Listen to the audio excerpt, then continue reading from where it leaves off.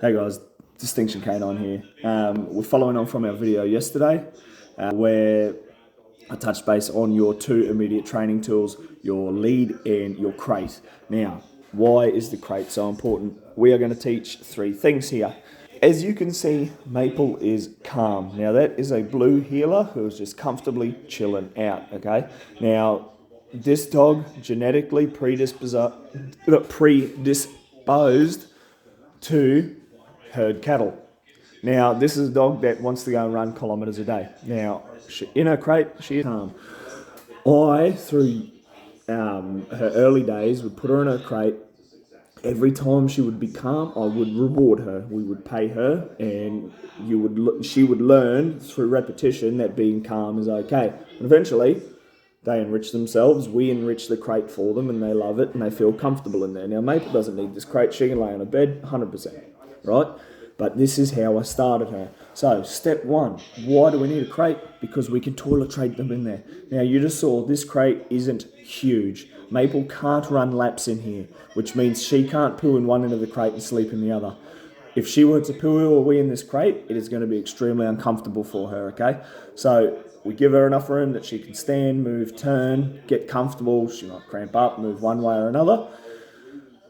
We want to make sure that she can't piss and sleep in it, because that's one thing that dogs hate doing, the same way you wouldn't like doing it.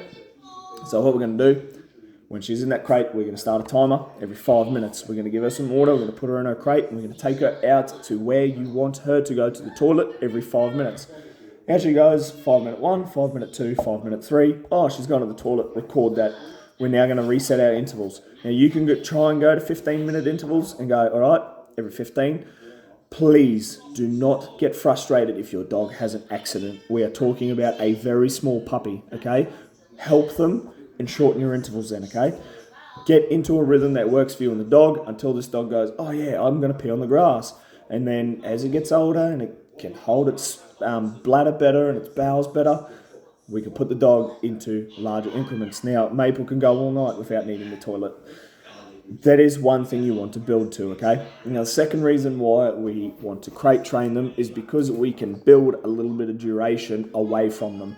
When you have a little tiny puppy and it is left to roam the house, wherever you are, it's likely going to follow. So if you walk to one end of the house, dog follows. It learns to be your shadow. Now, when we are starting to teach its separation anxiety and breaking that, those little intervals where you can walk into another room, come back out, and then reward the dog for being calm, not overexcite the dog. Please don't confuse them. Come sit back down at the computer, pay it, bang. Come walk over there, walk over here. When you come back and you go out of dog's sight, you come back in. Without getting the dog hyper-excited, pay it, okay? Because it is going to go, hey, this isn't so bad. Dad comes back. You might go outside for 5 minutes and then come back in. We're going to build the duration, okay? It's one thing you can do. And one of the most critical things about having it in a crate, it can't do harm.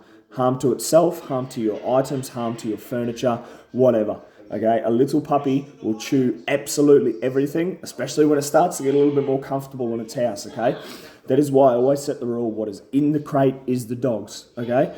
If this little dog was left to run around the house, man, you'll see dogs that will chew through doors, that'll chew skirts, that'll chew through walls, okay? It will self-reinforce because it feels so good, okay? So what we want to do with this dog is we want to allow it to have things in its crate that we say, yeah, you can chew that. We want it to be an enriching environment for the dog when it's a tiny little puppy, okay? So it gets confidence in there, but we don't want to leave this dog to run around the house, run around the backyard, cause mischief, because you are just going to make problems for yourself later on, okay? So what are you going to do? You're going to sit down at your computer, you're going to do your office work, you're going to sit down and watch telly, whatever you're going to do. You're going to start your stopwatch. We're going to sit here, and every single time your dog is calm, we're going to reward the dog with a treat. Correction. We're going to reward the dog with its daily food intake. So if a dog's going to have a cup and a half of food, treat it. All of your rewards, all of the food comes from you, because you are the highest value thing to that dog. Okay, there is nothing more important than you. So you're going to reward that dog with treats, and it is going to help build your relationship. We're going to allow it to get comfortable in the crate. We're going to allow it to get comfortable being comfortable. Not everything has to be exciting. Not everything has to be warp speed 9, okay?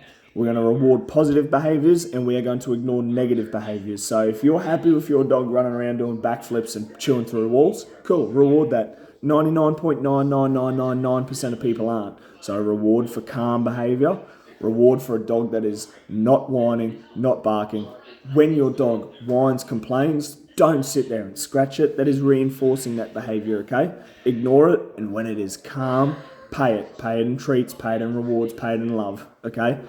You will find having your dog in this crate is going to absolutely maximise its performance in 6 months' time, 12 months' time, because from here, we can instantly wean out negative behaviours, and when we're doing our training, we can focus on positive obedience work, which then builds a better relationship with you and your dog so that you can hit those heels without having to correct, and you can do all of these wonderful things with your dog without having to do behavioural modification because you didn't put this work in early. So guys, crate, lead, killer. Pocket full of dog food. If you don't use all your dog food in a day, put it in a bowl. It still needs its caloric intake, okay? If you just have a busy day or the dog wasn't really working for you that day, put it in a bowl. But please, please, please maximise the relationship that you can create between you and your dog with food and love, okay? Cheers, guys.